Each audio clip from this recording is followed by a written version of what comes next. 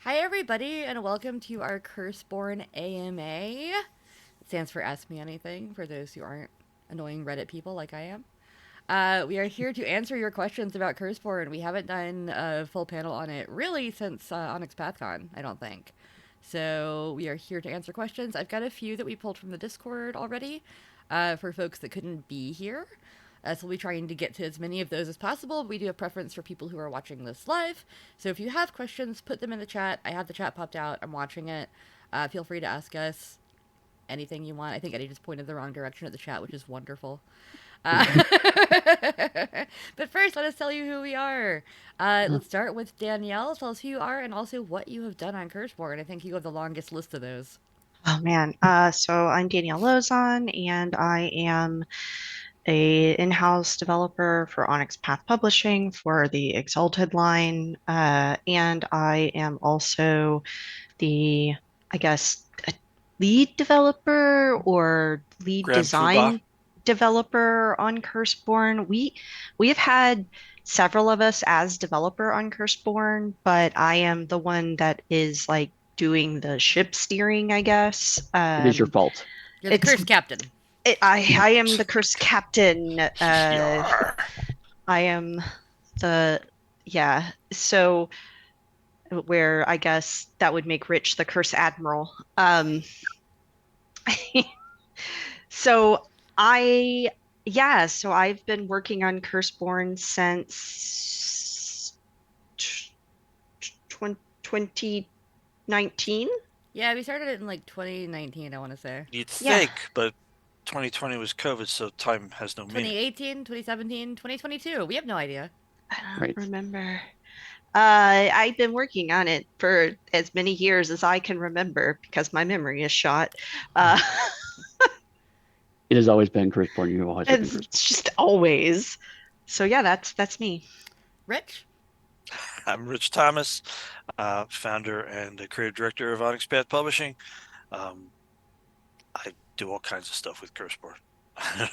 Every little part of it, I muck around in there and ruin it for everybody who's trying to do good work. And Eddie, what about you? I suppose I'm now the cursed lieutenant of the ship. My How name about is the Eddie Webb. bosun? Would you like to be the bosun? There, we are. I'm the cursed bosun. There we go.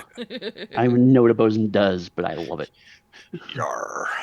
But anyway, my name is Eddie Webb. My pronouns are he, him. I am the executive producer at Nice Path Publishing, and occasionally someone who bangs on Curseborne with hammers. We've been doing a lot of that. I'm Dixie Cochran here. I am one of the in-house developers at Onyx Path Publishing. I do a little bit of everything here. So I've worked on Curseborne doing some like work with aesthetics and arts. I've worked on Curseborne doing some layout. I've done some writing. I'm the curse bitch, I guess. I just do all the little bitch work. Oh, Uh, so so do you like? I love the cursed cabin boy. See, I don't want to take that away from Curse Boy because I feel like Curse Boy is the Curse Cabin Boy, and that's also Danielle. Yeah, it's also Um, me. What about the cursed bosun? that's No, that Eddie. was We just Eddie. We decided just I'm that. did that. cursed It's bosun. Eddie. Yeah. I thought Eddie was the curse first I was mate. cursed. I was cursed lieutenant, but then I got demoted during the conversation. So Oh, I thought you're Well, my no, first I was mate, or is that suggesting it. If Matthew? you want to it cling to was a your rapid rank, that's decline, fine. Danielle. Oh wow, My career went into free man. fall during when you spaced out. I'll be the cursetographer. I'll take notes and make things pretty sometimes. Uh, with that said, like I said, put your questions in chat if you have questions. We are here live for an hour or so answering questions. Danielle's dog is also here live answering questions. Um, Answering questions about the Who's assassins that are attacking the walking. house? Yeah. yeah, if you want to preface your question with question, you can also highlight your message. If you have, like I do, 500,000 trips of Onyx you don't use. And past that, I'm going to start out by looking at a couple of things that I call from the Discord. So, someone named either Yig or Jig, I'm not sure, asked, are there cursed objects in the game, like relics or artifacts, that grant powers? Yes. Next question. No This is gonna be elaboration. so easy. None. It's so good. I love that kind of question. We're gonna be done in the next 5 minutes. All right, we just run through them. Bam. Yes, no, yes, maybe, possibly, yes, no, and not you. That's the range. So good. In the chat, someone named Bright Side of Darkness asked, "What do you think Curseborne offers for people who have played a lot of games like it?" It's That's growing and it's starting. So it gives you an opportunity to get involved with the beginning of something and watch it grow, be part of how it grows. And as Onyx Path fans know, we're very collaborative and very often we'll work with our community for the kind of games and info and pieces of things and maybe even magical items that they're into. I also want So to say I don't think there's that many games like it. Like there's mixed monster games, and I think of things like Monster Hearts, which is very geared towards like high school fun stuff. And then there's a lot of individual games, but having the whole world tangled up in this web of curses where you're each trying to fight possibly both your individual families, your, lineages, possibly the progenitors eventually. Who knows what happens by the end of all this because we're starting at a lower entanglement. And I just don't see that many games that are actually like this. Like, yes, there are a lot of urban horror games. I'm not gonna say there aren't, and Right. there are sure. a lot of games where you play as monsters. But this to me has been a pretty unique experience. What do you think, Danielle? I was just thinking that I think that people are going to think that they have played games like this. They're going to come into this game with some expectations about, ooh, urban, monster, urban horror. And then they are going to realize pretty quickly that this is just not the same game that they're used to. It's very different from what they're used to. And it is a new and fresh game, 100%. yeah, using a lot of the familiar things and putting a spin on them, and in a lot of cases, bringing in things that or ideas, international ideas as well that did not exist in the original Mhm.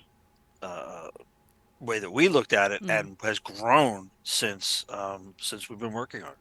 Yep. Yeah. Also, if you're a mechanics head, I can't recommend enough Storypath Ultra. We still have the Storypath Ultra core manual on backer kit until I want to say Thursday, and it's a really lovely system. Hmm. I'll say it because Danielle's here and making all the faces, but I know that she wouldn't just come out and just yeah. But yeah, like it's a really lovely system. I think it builds on the decades of experience that we all have collectively with storytelling, and also a million other game systems that we've all worked on, looked at, played Hmm. in. Yep. I'm very pleased with it, and I've only gotten to play with it a few times. I did not write on it, so I'm allowed to say that. Yeah. I mean, I think it's a good system. Yeah. But I I, mean, you did kind of gloss over the fact that this is Curseborne is set up so that you start being able to immediately pick and choose an enormous number of options for what kind of characters you can play. 5 lineages, but many families within those lineages, and that's what we're starting with. Mhm. So there's the chance to start with, I mean, putting it in very simple terms, your vampire character doesn't have to fight to the death of your buddy's werewolf. You can work together, Hmm. Yep. and it's all one. It all works within the system. Yeah. It's not a thing where each game line has its own tweaks, and then they don't actually fit together, but you'll ignore it at the table. This is designed so you can work your way, work all the way through. If you Right. want to fight your buddy's werewolf, you can, but you Oh, know. absolutely, and you can have all the grudges and all the wait a minute, Yep. your family screwed our family over. We're gonna get you. Um, that's all part of it. It's all part of it. Yeah. And I'm just going to add to that. I know this is like all one question, but it's, I think, a very important and big question that has a lot of nuanced answer to it, which is that the additional thing, and a thing I think some of our fans, especially those who hang out in the Discord, have already kind of hit upon, is that because families and lineages are both paths that you use to create your character, creating a new lineage or creating a new family within a lineage is as simple as creating a new path. So, and it does like Yeah, creating a new lineage might mean you need to create new powers, but you could easily maybe just pull powers from some of the other lineages, crib them together to make a custom lineage that you like better. And families all have pretty self-explanatory, straightforward mechanics, and their lore and their setting material makes them easily slot in, like easily slotted into the world. If we didn't describe them in the initial book and we put them in later, it might be because they're located in a specific area, or they're lesser known, or they're you know been thought to be lost, or things like that. So you can integrate all sorts of things kind of into your own game and make so much customizable stuff without it feeling too toolboxy. Yeah, jury rigged. It's Yep. it's it, you don't have to hit it with hammers until you deform it. You can Nope. just slide it right in there and adjust, and there you go. Mm-hmm. Awesome. Yeah, that is a big question. I mean, that's something we've been talking about the whole time. You know, is like how is this going to be distinct? What are we going to offer? What are we going to do? And I think we've done a really good job thinking about that. So thank you for the question. Lunar Lorcan asks, are there any plans to include rules for solo play? Oh, man. So I saw that question pop up and my brain immediately was like, oh man, solo play in Storypath Ultra is so easy. Hmm. And That while might we be a don't, cool thing as a supplemental thing, you know. yeah, while we don't have rules in the core book, and we probably won't have rules in the core book, I could absolutely see doing like a tasty bit, because that's all it would take, Mm-hmm. of how to adapt the rules for solo play, because everything would just apply a complication to what you're doing. And you wouldn't even need a story guide. A lot of our discussions when we were talking about the nuts and bolts of SPU, I remember asking multiple times, how would this work if Hmm. it was solo Yep. or it was just two players or things like Mm-hmm. that? Like, this is, do we feel like this requires something? And no, it actually can be done quite simply, as Danielle says. The amount of text you would need to understand it would be a tasty bit versus Yep. 200-page book. Yeah. I mean, we have a Yeah. whole campaign of stretch goals coming up, so who knows what we're going to see in that? Right. It's a great idea for that kind of stuff. Yeah, definitely. So, you know, make those stretch goals happen once the campaign goes live. Go to curseborne.com, sign up for the Kickstarter alerts. I'm going to That's right. keep saying that throughout this whole thing. Like, Yeah. please, Right. like, honestly, sign up to get alerted for when the Kickstarter goes live. It'll be live on October 1st. We are super, super excited about it. And tell your friends, tell your game stores. We have retailer tiers for game stores to order things. We are looking to do a lot with this game. I think it's not an understatement. And Yeah, we this can, this is really just the tip of the cursed iceberg. The yeah, Curseberg. the Curseberg. That we're Thank you. about to go into with our ship. Yes. The Curseberg It, is my the thing setting for Curseborne. Uh, okay, Life so is like a hurricane here at Curseburg. Oh no, I knew that was going to come up. I was just waiting for it. I'm here for you. Thank you. Corbin asked if there would be different colored moths for the different lineages or families. That's a rich question. I don't think we're going down that particular direction, except accidentally.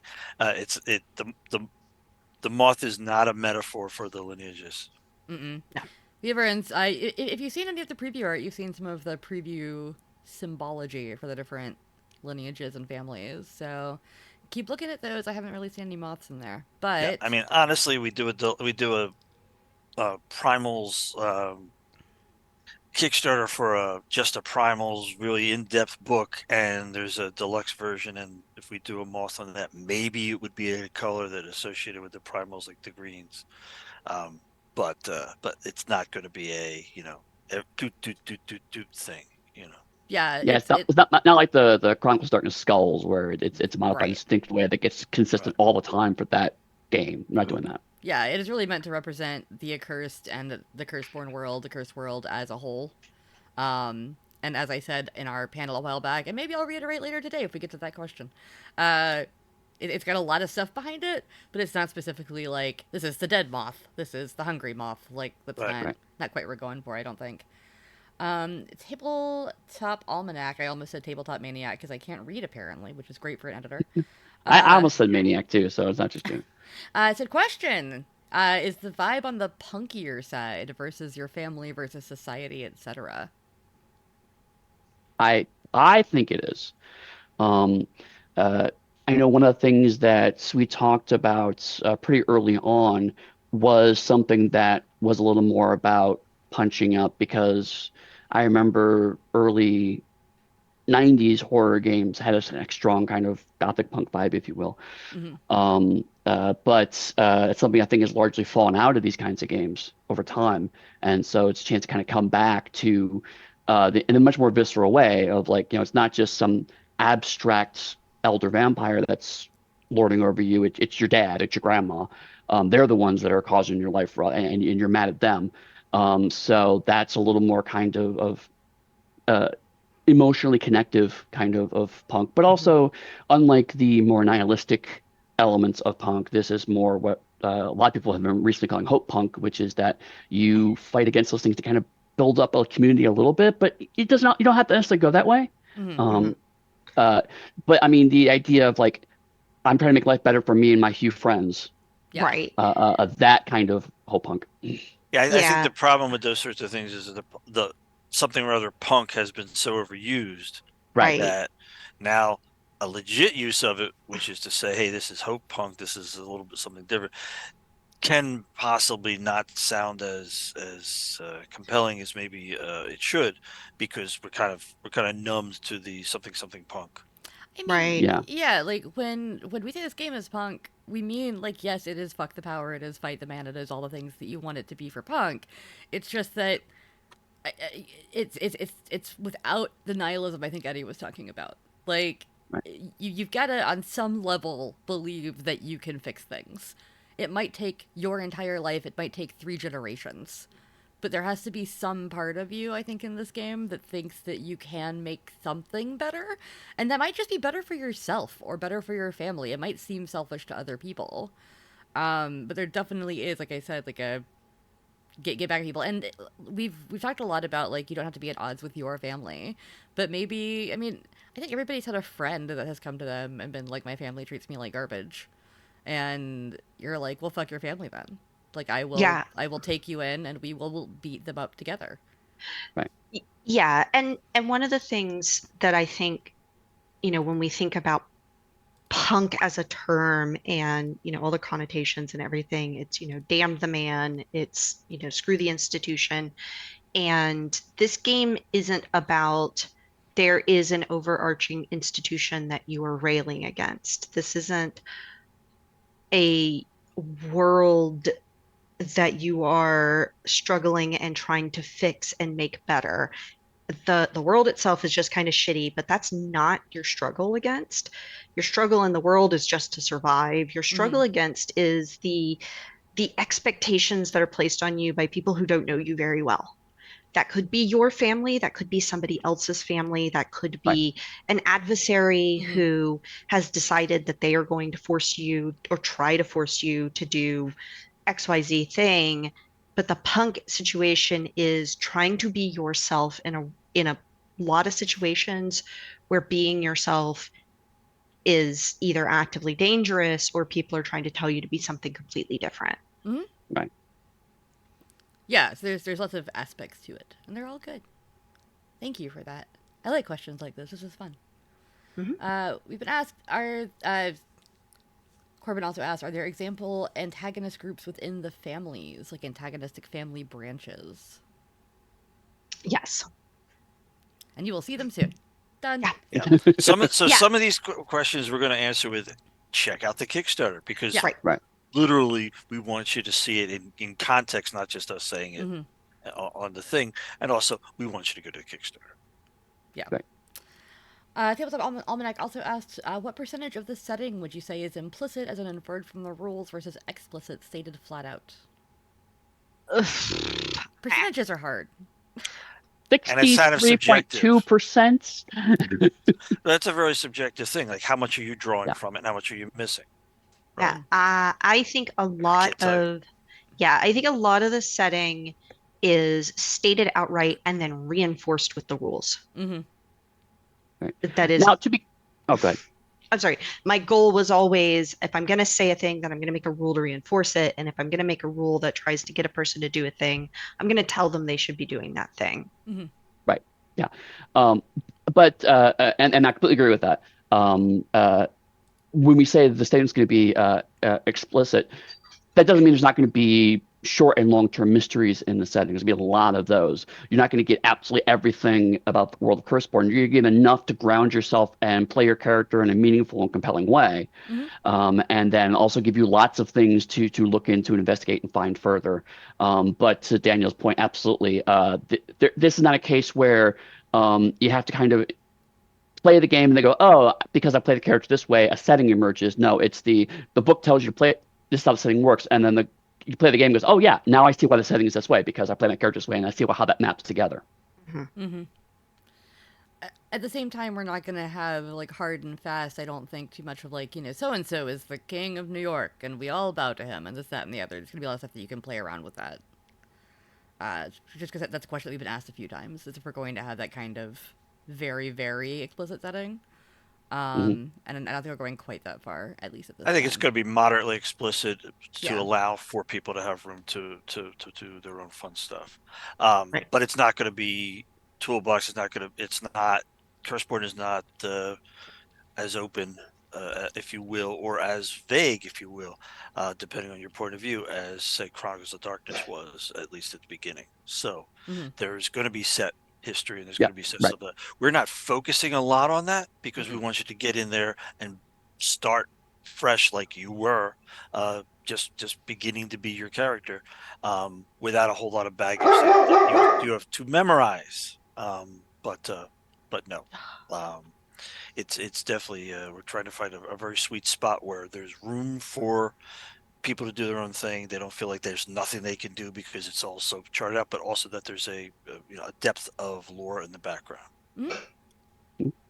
All right, Schism Navigator asks, do you have plans for VTT support? A lot of us like playing games on VTTs, but they wish there was some official support for platforms like Foundry, even if it means just they don't have to do it all themselves. Well, I mean, we're going to go on VTT. Obviously, we're going to be doing VTT stuff as much as we can. Mm-hmm. It's not as simple as just going, I want this, therefore it now exists. And Right. that's from us. We Mm-hmm. want this. We have to do whatever needs to be done. Some of these platforms do not, they're months, if not a year behind in getting to any sort of request where, hey, can we get on this? Can we be engaged with this? And then when we get in there, who makes the required materials so that people can use that platform as a VTT. Mm-hmm. We continue to push forward with Roll20 because that's a place where we have communication. Some of these other platforms, we don't have communication as much as, well, just go on their website. You can do that, and you can send them a thing, and maybe they'll get back to you. So. Mm-hmm. We will do as much as we can, but a lot of that is not within our control, and we're glad when we can announce that we've got a new thing that's going up because we really support VTT and we continue to do platform, generic or platform. Just you don't need the additional platforms. You can just use it on any of them, but that's because we can do that stuff, Mm-hmm. tokens and things of that nature. Yeah, I will say also that because Curseborne is using the Storypath Ultra refinement of the Storypath rules, one of the goals of Storypath Ultra was to make it easier to integrate into VTT. So it's not a lot of things that I think the average person would see. You'll still see the great Storypath system that you've already seen, just Mm-hmm. refined a little bit. But it is little things like allowing an option for ranges to also be used as squares on maps. So a lot of people do like the gridded maps. Things like changing the number of hits you get on a 10 as opposed to having to roll 10s constantly, having a flat 2 hits, because re-rolling a single die is a little bit trickier on virtual dice. So things like that, small little tweaks that makes it easier to port through. But as Rich says, that's just from a design perspective, which is the only thing we have a direct handle on. Everything after that is a partner we have to find. Right. And I'm not saying that we won't have some announcements during the Kickstarter. It's just I don't want to say we'll definitely tell you about this because some of these things they take us, a very long time to finally negotiate around to what are we actually doing. Agreed. Interestingly, the same person also asked, as someone who's been out of the loop with a little bit of storytelling and Storypath, what makes Ultra different slash better? Which I think we did just do a whole Pathcast on. That's coming out next week. Yes. Yes. So if you want an hour-long answer to this question, check out next week's Onyx Pathcast. Let's do a brief answer here.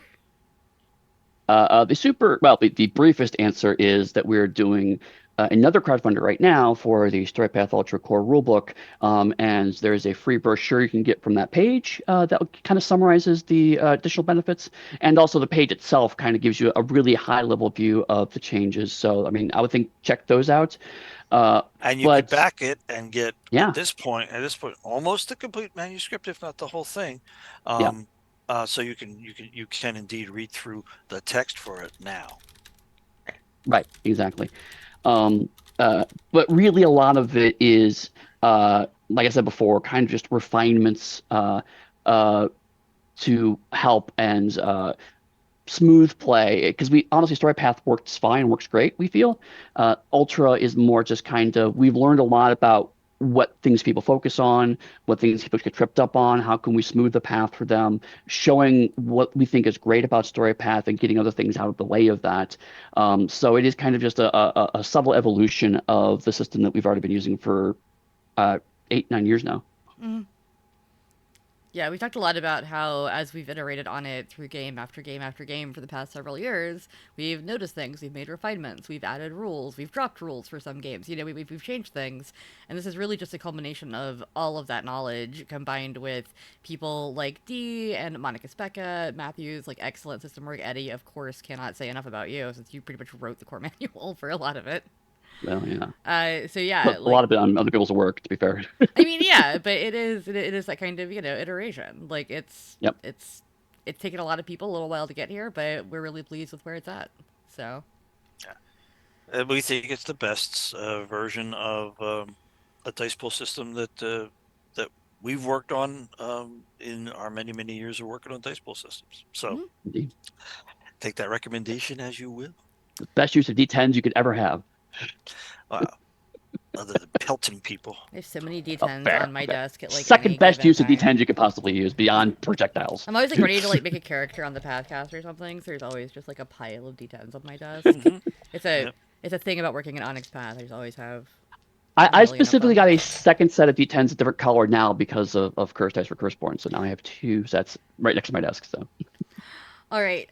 What is your favorite archetype / role in Curseborne, or why? I don't know if they mean character type or lineage / family, but answer as you will. Rapid fire. The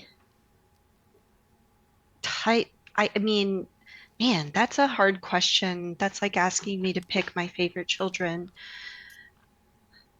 And now you know how Rich feels every time anyone asks him anything at any convention.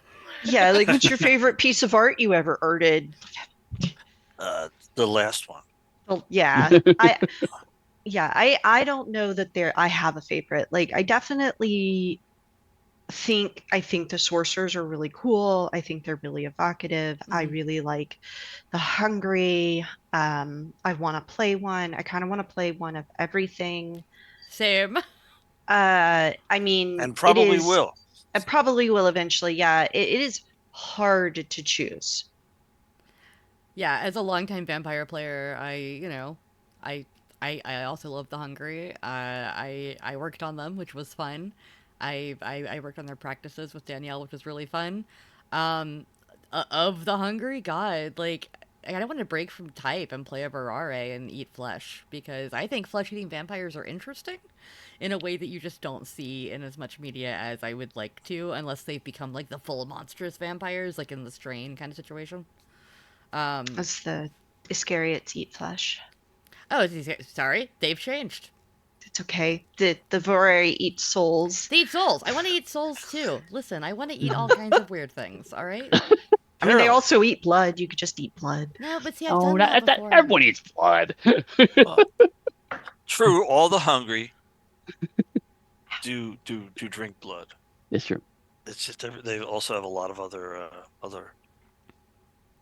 And also, we have so many lineages variants. that I get them mixed up now because they're all really cool. Yeah, we have over 30 in the starting book, so there's a lot of options.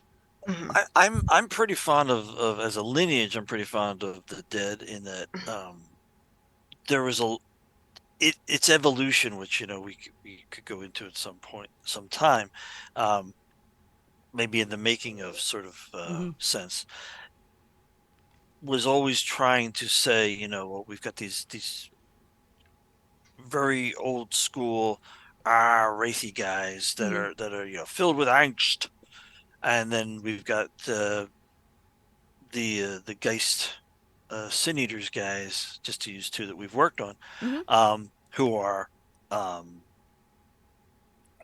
trying to be a little bit more of a crew thing with a K, just a ba ba ba ba ba ba, and the Day of the Dead and the whole thing, and which makes for a very different kind of feel, which was of course the point of doing Geist that way. And what I like about our Dead is that all of that's in there. The various families deal with being dead in very different ways that we couldn't do before, which we can now do now, which I think is really interesting. They're not limited to what happened in the old school ways that we've done it, we've written about in the past. Now we've got a much wider range, but they're all in there and all kind of representing different, like I say, ways of dealing with being like, I thought I died. Well, you're here. Oh boy, what is the huh? Yes, and you're stuck in your body right now. So, okay, that's let's party. Which is one legit response for sure, and then Yeah. the other is so mad. Yeah. So angry. I got to get back at the person who did this to me. Yeah. So, anyway, and I don't want to give away that was the third one that we're going to be revealing next week of the families of the dead. Tuesday. Yeah. Yeah, on Tuesday. Tuesday. Yeah. More families. But those are cool. Similarly, like I think you say that across all of the lineages, that the choices of the kinds of families that currently exist, that we're presenting in the Curseborne book are give you that kind of like, oh yeah, I can see how that works in here. So it's what was your what in all of media? What's your favorite kind of vampire? You could figure that out and why that makes sense in the world of Curseborne. Yep. All right. Corbin asks, will there be family-specific spells and edges, or more generally, how do families within the same lineage differentiate themselves mechanically, other than inheritance? There's a bunch of stuff already in the Ashcan that they have access to. They have lineage-specific edges, and then the families have motifs. Beyond that, you'll have to wait for the Kickstarter. Will there be example location or plot hooks in the core book? All over. All over the place. We've tried. I mean, that's tripping on them. They just get out of it. What Yeah. the heck? Just like I don't have. I'm reading all of these and they're too cool, and I'm getting distracted. Yep. Corbin asked if we'd be willing to discuss some previous versions of Curseborne that weren't incorporated, and the answer is no. No. We don't No, talk yeah, about that. We don't talk about cut material. Yeah, I'm gonna jump on that because I keep seeing this, and it bugs me, and I kind of want to talk for a second why. Is because there's a reason we cut it, right? Because it wasn't as good. And I get the instinct of, I'd like to see a version that was a different version of it. Yeah, that version is the worst version. This is the best version. Ignore the cut content. Yeah, there's no editor, there's no like director's edition where like, oh, here's these cut scenes that we really wanted to keep in, but the length was going to be too long for publication. Like, no, that's just that's not how it works. That's not how it works for us. It is going to be as long as it needs to be good. So anything that gets cut is cut because it sucks. Yeah. Right. Now, to be fair to people who are asking these questions, we have had books where we've cut something for length or because it didn't work quite right, but that's not an evolutionary change. That is, okay, this thing here. And, but Eddie's point still stands. If we didn't think it worked, we don't really want it out there. No. Mm-hmm. Right. And honestly, if it almost works, we're probably going to find a way to make it work in a different book. So you'll see it at some point down the Exactly. road. Right. Yep. Yeah, definitely.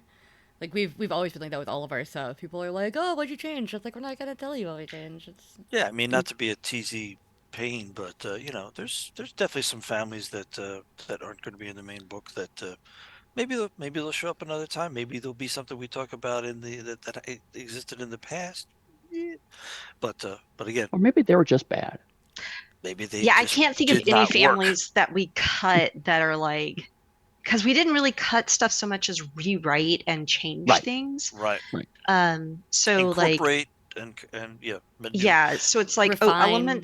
Yeah. manipulate. elements of X are still there. It's just we refocus them to be something that worked better for the game. So will the previous version ever see the light of day? I honestly don't think so. I will print it out and put it outside, Yeah, and then we'll say it did it. We're done. saw the light of day. Saw the light of day, and I will throw it in the dumpster. And then it caught fire. It was a In the light of vampire day. all along. Vampire content. Yeah, and I mean, this is a general point that I think a lot of creators would agree with, and I'm not accusing you of this or anybody in the chat of this. Right. But every time that you mention that there's a different version, or you start telling people what was in that version, somebody will decide in their brain that was the most perfect, best game in the whole universe, and that we are Right. being mean for not giving it to them. And Right. it's like, well, no, obviously we think the version we're giving you is way better. So Yeah. what? Well, right. And that's the thing of like, there may be a concept that when you hear about it, you think, oh, but that would have been so cool. Why didn't you keep it? I'm so upset. I feel that way about But the MCU all the time whenever I hear but about old plot points. in actuality, it wasn't working. We couldn't get it to look as cool as you're thinking it would be. Yep. Yeah. And we didn't include it. And so Right. it's just it's not worth setting that up for disappointment. Yeah. All right. How did we land on 31 families? It seemed odd that one lineage had more families than the others. And yes, we're going to put you in timeout after this one, Corbin. This is your last question. Why would it seem odd that some have more than others? It's an organic thing. The world exists. The world of Curseborne exists, and there's no rules master saying there has to be 5 of each of these things. And Right. like Danielle said, you can add your own as well. So for all we know, in your world, one lineage will have 12 families and one will have 3. Like it's up to you. Or even Yeah. 13 families. Oh. I will say that originally, so that's, I think it's the Hungary that have 7 families. They do. And then everyone else ends up, I think, has 6. I think originally the sorcerers only had 5 families, and then Rich was like, "Oh, what if we did a sorcerer family that did this?" And I was like, "Ooh, that sounds really cool." And we added one. Right. Not because we were trying to get to 6, just because Rich was cool like, idea came up. I It's a feel good like idea, I guess. there's a space that we could be filling that we haven't yet, Mhm. and it would be cool to include those. So we wrote them up.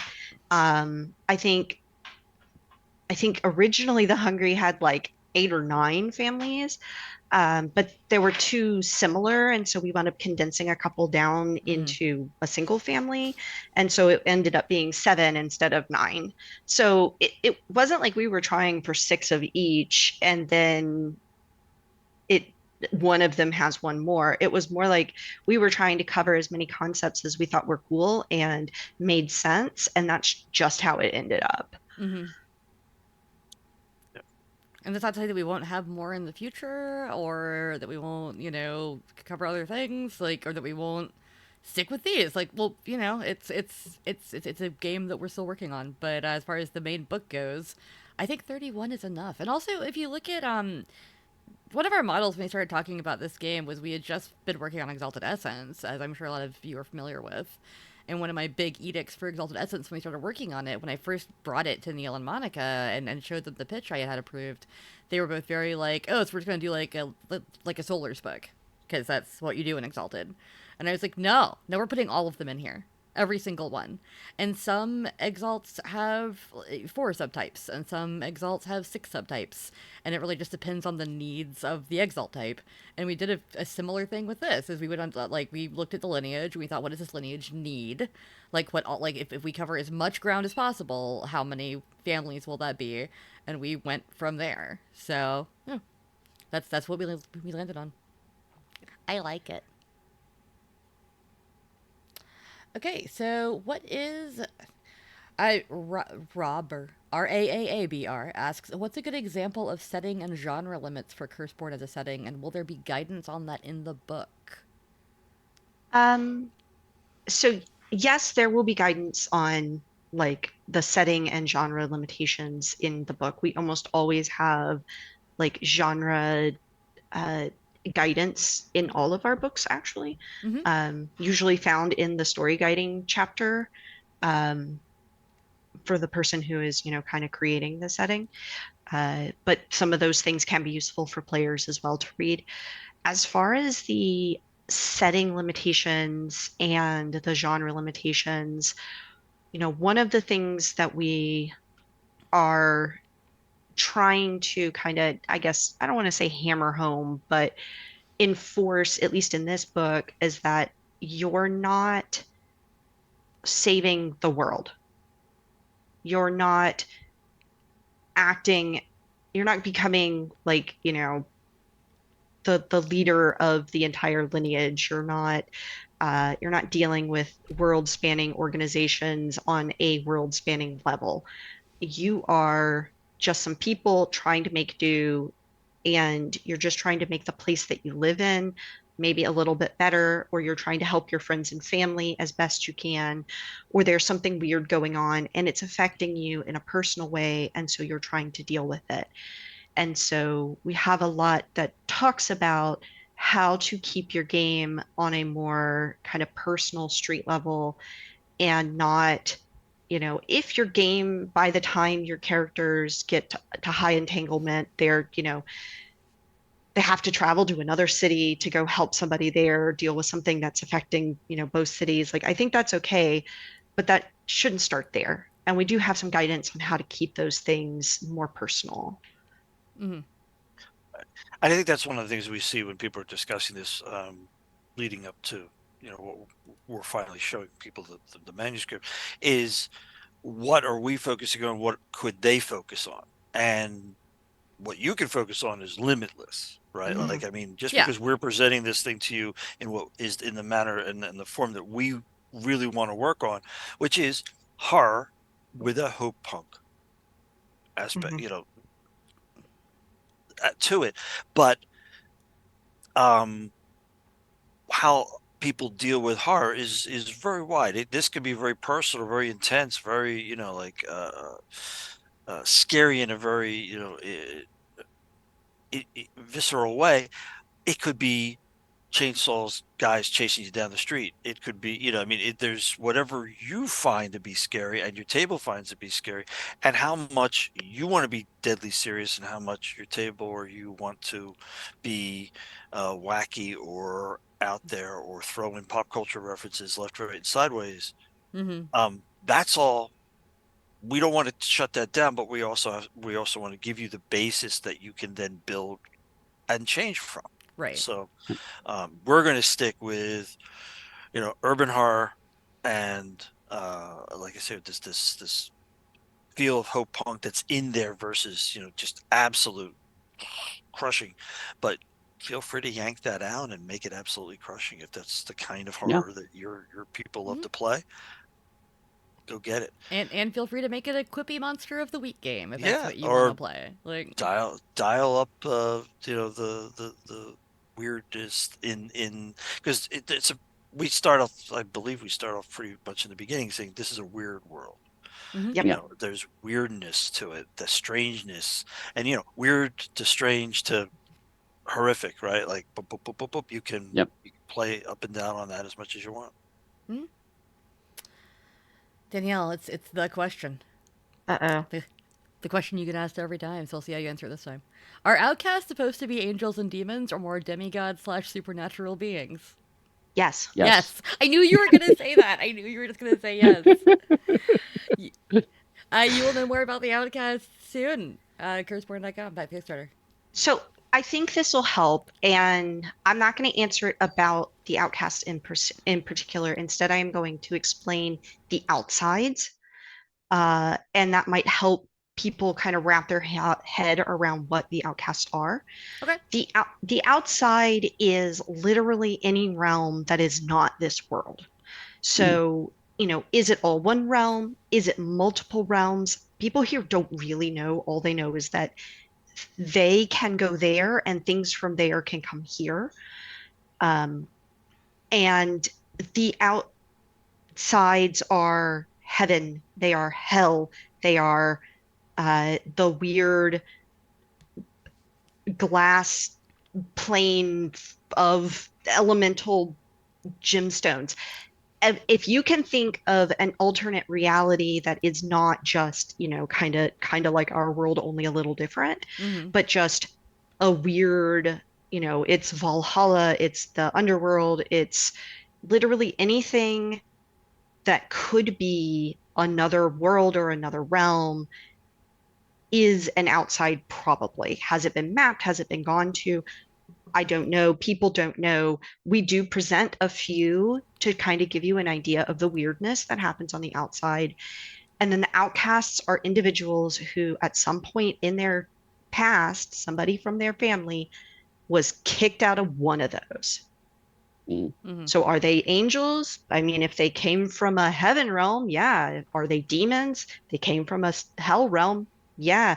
Are they weird supernatural creatures? Well, if they came from a weird supernatural realm, yeah. Mm-hmm. Mm. So what the families do and how they deal with their outcast nature doesn't necessarily have a lot to do with where they came from, so much as how they're dealing with it or where they believe they came from Mm-hmm. or where they're trying to get back to, even if it's not where they came from. Right. Or, or, And or that's people from their realm chasing them into our realm, Yep, and do they want to not ever go back there because it's the worst place they could possibly be? yeah. You know? right. Sorry, Eddie. Uh, Go ahead. and, and I was just gonna say, like, one of the things that I love about Curseborne specifically, to kind of keep it at a higher level, is that there we are talking about family histories, and family histories are primarily oral histories, which means they're full of inaccuracies. Like, for example, my grandmother told me growing up that my family was Irish, and then we actually did the genealogy research, and that's technically true, but it's like 6 or 7 generations back.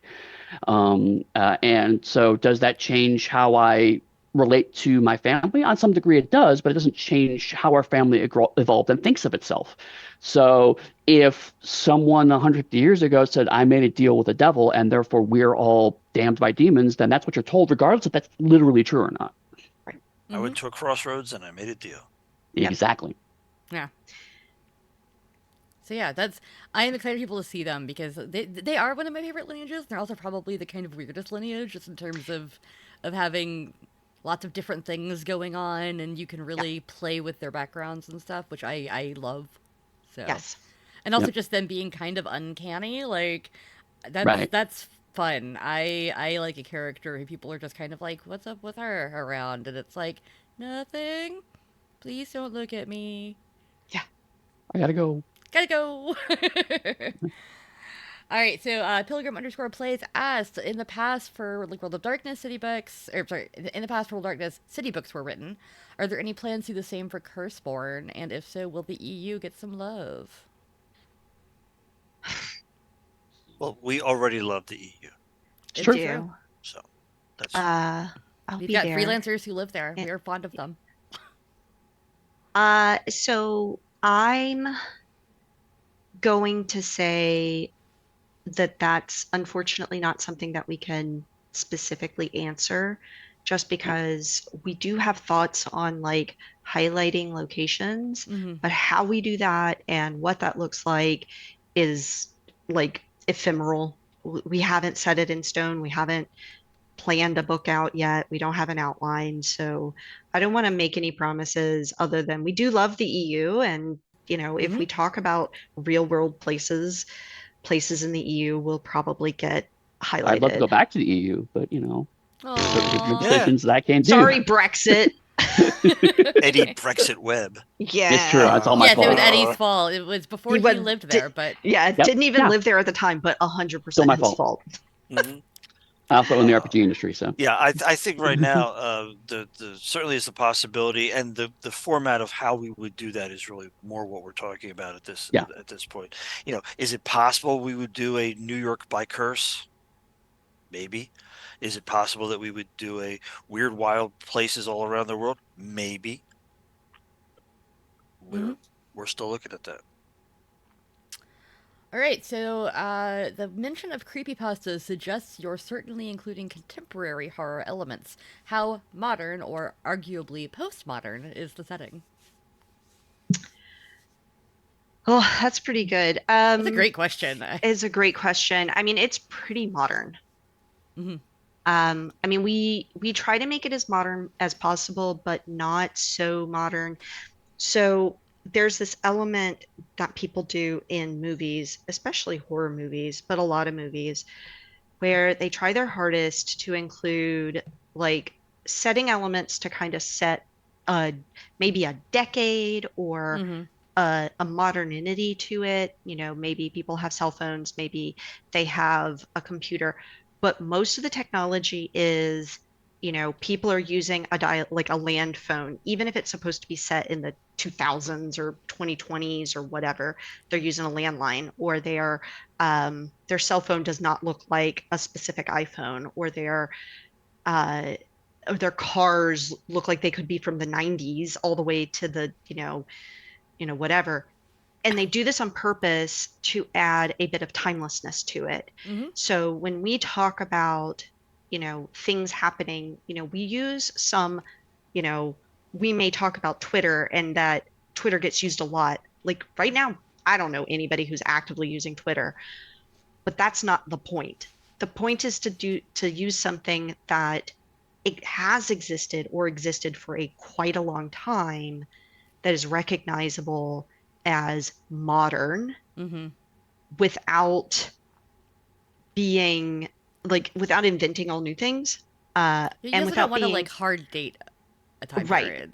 We don't want to hard date it specifically so that it continues to feel modern into the future. And so we try not to use too much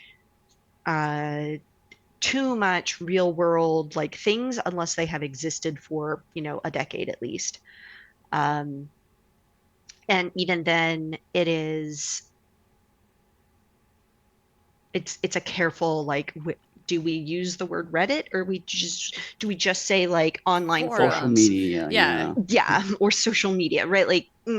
So yeah, because if we say that there are people on social media who occasionally spread this stuff, then you at your table might be like, oh, I saw it on TikTok. Okay, cool, that works for you now. You could be playing a game 10 years ago and be like, oh, I saw it on Vine. Whatever, I don't care. Pick your poison. Yeah. But I mean, there may be some name dropping in there, but that's not the primary thing that we're going for. But also, like Danielle said, if we say Facebook, that could be 2008 to right now. That's a huge time period that we could pin that on. Whereas, if it's an app that came out yesterday, that'd be like, oh, this happened exactly then. We got to get that in there. We got to do it. It's the hottest thing. That's yeah. That gives you a nice little tick of recognition, but it's not something we're fighting for. Yeah. I will say really quickly though on the postmodern bit, I don't think it's quite postmodern in the sense of being self-aware. This is a horror setting where horror movies exist, obviously, but it doesn't give them a heightened ability to manipulate or engage with the setting, unlike some other postmodern things. So it's not Buffy, which is pretty postmodern. It's definitely not satire. There might be characters who use the tropes of horror as language to discuss situations amongst themselves. Someone may make a joke about the I'm not going to be the last one going into that house or whatever. But that doesn't change the dice rolls, doesn't change the engagement. We already have a postmodern game, and that's our They Came From games. So that's not what this is. I also feel like horror works better if you choose to believe that you're not super familiar with the genre as a character. Like when characters are very familiar with the horror genre, that's when it does become kind of a comedy horror or a satire or a little too meta. It can be Mhm. great in some situations, but there's a reason that in zombie movies almost no one ever says zombie. Because if the Yeah. people in a zombie movie have seen every zombie movie, then they'll know what to do, and there's kind of no point in watching the movie. Right. Mhm. And that's the same thing with horror. Like, if I'm playing a horror game, maybe me, Dixie, knows that it would be very silly to run upstairs when the power's out and I don't have a weapon because I heard a noise. You know, Mhm. that seems a silly thing to do if I know I'm in a horror movie. But your characters don't know they're in a horror movie. They think they're at home. They think they're walking down the street. They think things are normal. Aside from the general, like, curse stuff that they do know about, Like they all might that not stuff know. is normal to them. Right, but they might not know that a monster from a different realm is stalking them.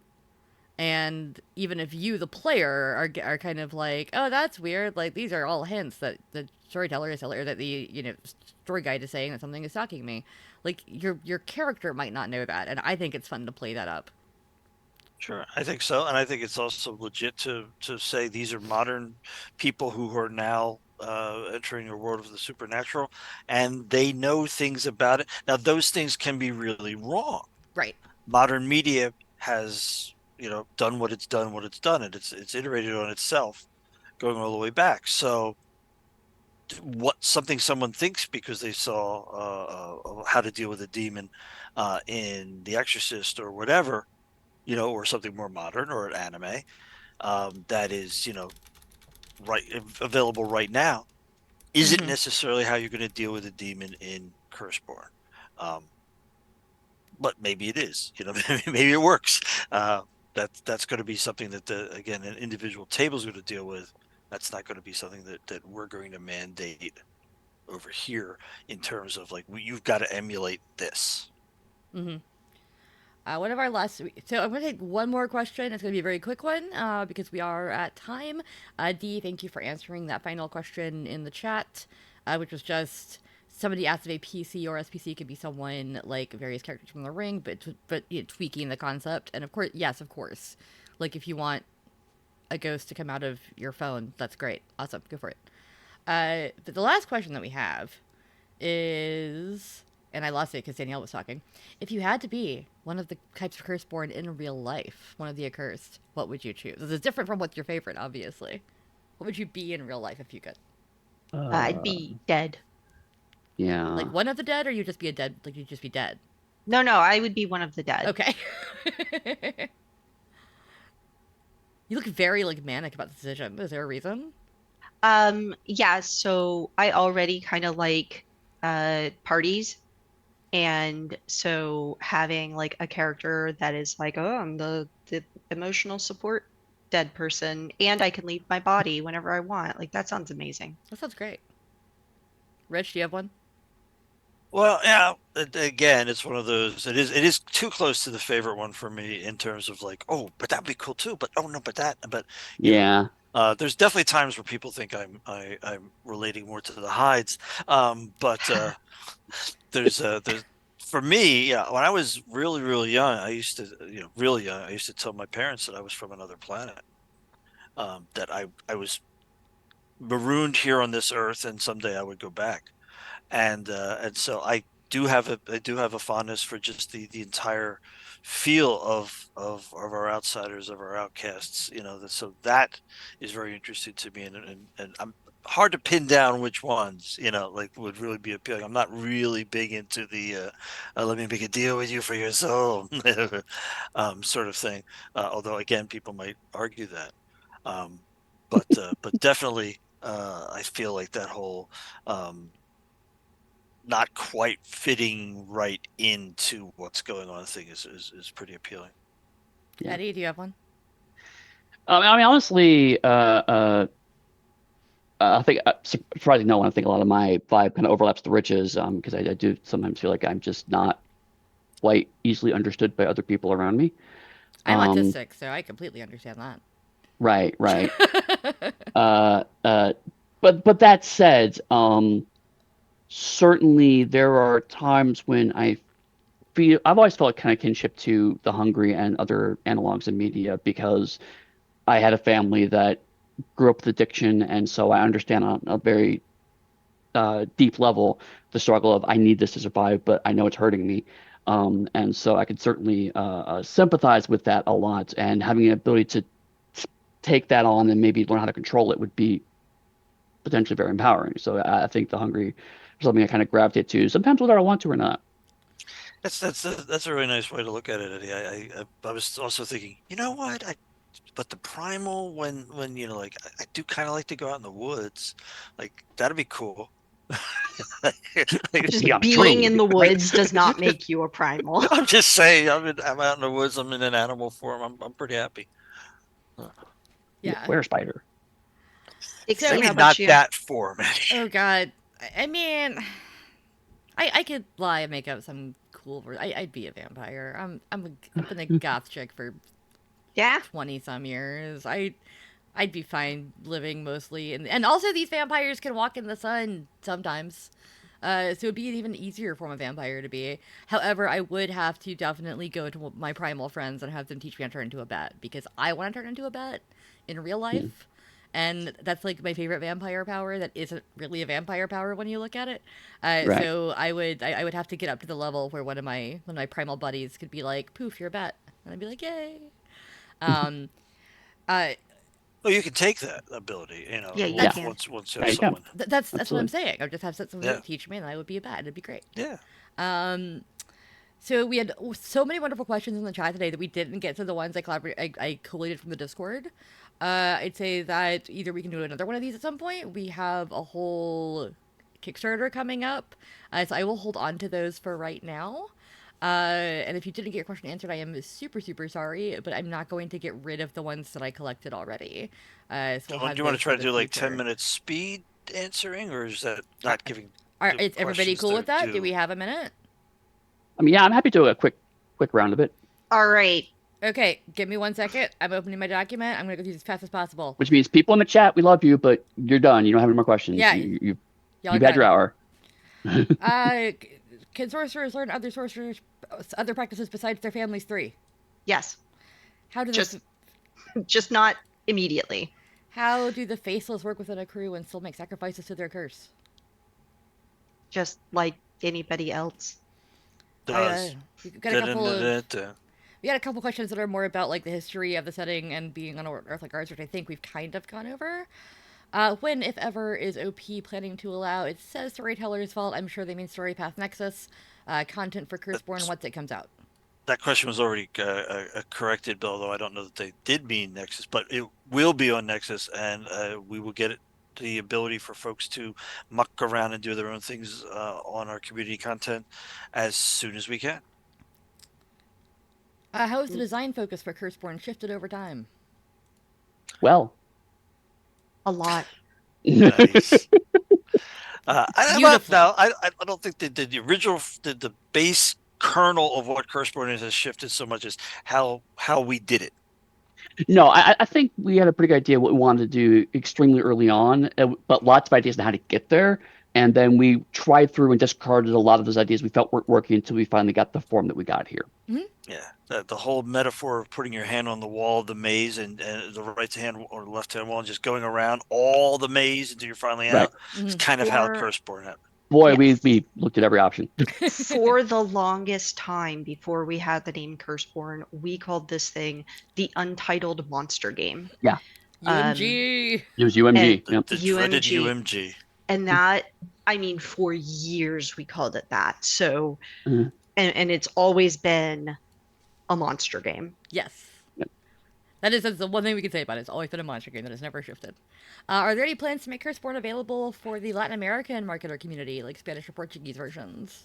If we get a translator partner that wants to do that, we can talk about it. That's the answer. Tell people to talk to us. Are there plans for more lineages besides the base 5 in the future? Maybe. Yeah. Can there be multiple instances of the same family around the globe, or are they all unique? Like a Hyde family in the U.S. and a Hyde family in England. Absolutely. I don't know why they wouldn't.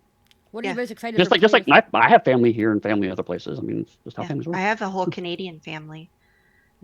What's the thing you're most excited for players to experience in the full release? The Playing. depth. All of it, yeah. You've answered The some. game existing finally. Is it possible that they're going to have a future guide or supplement for homebrewing new families? Maybe. Maybe. I mean, beyond something that we would, put up on Storypath Nexus. Yeah, that might be. Yeah, there might be a document on Storypath Nexus. Yeah, that or a story helps guide explain that. Yeah. manual or something, maybe. Yeah. All right. Is it common for cursed players to gain advantage? Not out of the common at all. gate. Yeah. Not common at all in the entanglement level that we have provided in the core Right. book. Right. Are there official colors for cursed dice? That's I love that question. you will find that out when we Yeah. get to the Kickstarter. Ew. What kind of urban horror stories do you think are Curseborne's strong suit? Weird person or thing that nobody understands or can explain, but everybody just kind of lives with and understands to avoid. I think family mystery is another really good one. That's a great jumping off point for just about anything. It's like, my grandma left me this weird locket, and sometimes it gets warm for no reason. What's up with that? Urban legends, yeah, same thing. Like, just one bus that goes. Check out the Friday the 13th blog post that Daniel wrote about what do you do. Yeah. That was great. Man-hand hooked car. Story, Man-hand little car sentences door. all the way through there. Yes, that one. Someone did ask why all the moths. I answered this super in-depth at our Curseborne panel a few months ago. And it will be in the book. And it will be in the book. We'll answer it again. I think we've already talked about what makes Curseborne cool, powers and mechanics and things like that. Yep. Here's kind of a fun one. Can one play, for example, something like a were-chicken primal, or a primal that turns into a jellyfish? Or a giant jellyfish? Chicken, no, they're not really predators. They're prey animals. Creature wouldn't turn you into that. Jellyfish, absolutely yes. I'd say you could play a were-chicken, but why would you? I mean, if it's what you really want, you just think chickens are the most horrific thing, and I could see that point of view. I think chickens are awful creatures, vile. They deserve to be killed and eaten. I just would never imagine one personally. I mean, were swans now? Were swans are fucking scary. Were geese? Were geese? There you go. Absolutely. And literally in the Onyx Pathcast episode that dropped as we started this, we talk about how to create birds that are horrible in Curseborne. Like just birds, just horror birds. Horror birds, they're so scary. Literally the worst antagonist. But if really you want to transform into a chicken so you can walk around and go bark, bark, bark, bark. Have fun, but it's not in the book. Lead 2 curse dice across the road, whatever. Exactly. Throw your curse dice across the road. That's why the chicken crossed. I had to read the dice. Those are most of our basic kind of things that were from the past 12 hours that I collated. There are a few others that are hyper-specific that we can talk about on the Discord later or in a future thing, but I'm not going to get into those right now. However, we did answer as many questions as we could. So thank you, lovely chat, for being here. Thank you for, hanging out, listening, giving us questions to answer. Thank you folks in the Discord who are listening to this later for giving us some questions. Sorry we didn't get to all of them, but I did make it clear these were going to be in case we need buffer fillers. So, did our best here. Thanks to everybody who has purchased the Curseborne Ash Can.